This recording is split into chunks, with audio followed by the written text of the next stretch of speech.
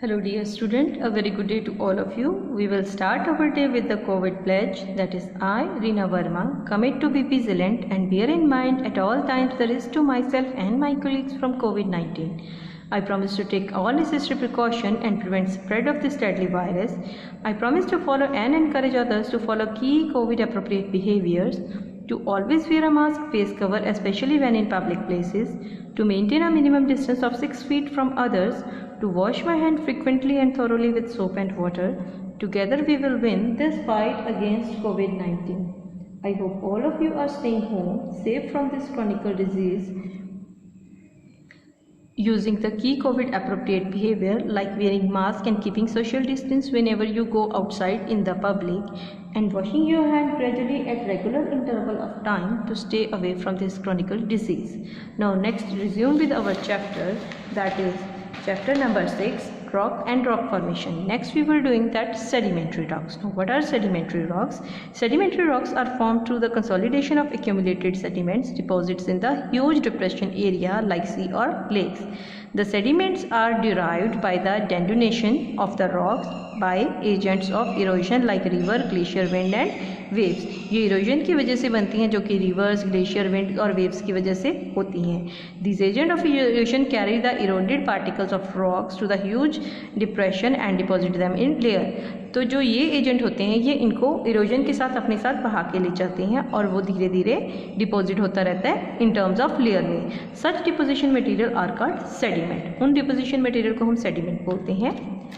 Sediment contains loose particles of gravel, sand, slit, clay and various proportion. Over a period of time, the significant thickness of sedimentation accumulates and it gets consolidated and compacted form of hard rock. समय के साथ धीरे धीरे जो है जो इसकी thickness है जो वो बढ़ती चली जाती है और टाइम के साथ बहुत ज़्यादा प्रेशर से ये कॉम्पैक्ट फॉर्म में हार्ड रॉक में तब्दील हो जाती है. Over here you are having image of sedimentary rock और जिसको कि हम लेयर्ड रॉक भी बोलते हैं. The consolidation of sediment takes place due to the pressure of overlying material and presence of cementing substance like lime. Consolidation होने की वजह क्या है कि लेयर के ऊपर लेयर बिछती रहने की वजह से इसके ऊपर प्रेशर एक्सर्ट हो जाता है और प्रेशर के अलावा इसमें एक सब्सटेंस होता है जो कि सीमेंट का काम करता है जिसको हम बोलते हैं लाइम, जिसके साथ ये एक दूसरे के साथ बॉन्ड हो जाता है.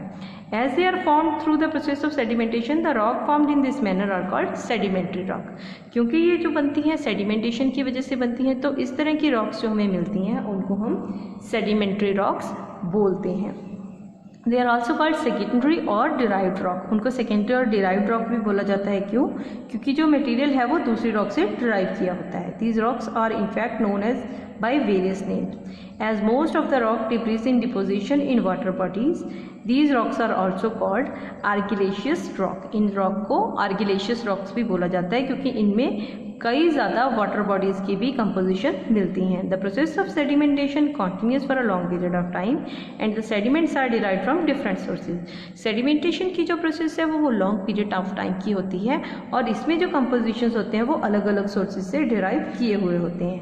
As a result these rocks have layers due to which they are given names like stratified और लेयर्ड रॉक. तो इसी वजह से अलग अलग सेडिमेंटेशन कंपोनेंट की वजह से इसमें अलग अलग तरह की कंपोनेंट की लेयर्स होती हैं जिसकी वजह से इसको स्ट्रेटिफाइड और लेयर्ड रॉक भी कहा जाता है. The particles in the sediment get sorted out in the water bodies according to their size. Generally larger particles form the lower layer while the finer particles come upper layer. इसमें जो बड़े particles होते हैं वो lower layer में होते हैं और जो फाइन यानी कि बारीक महीन पार्टिकल्स होते हैं वो अपर लेयर में होते हैं. This sorting of sediment is also cause of the presence of layers or strata in the rock formed through the sedimentation. Now we have the example, we have the diagram of sedimentation. Over here there we are given the interplay of weather, water and gravity causes the erosion and deposition of sediment. We have rainfall over there and over the period of time weight of overlying sedimentation called compact cementation of forming sedimentary rock.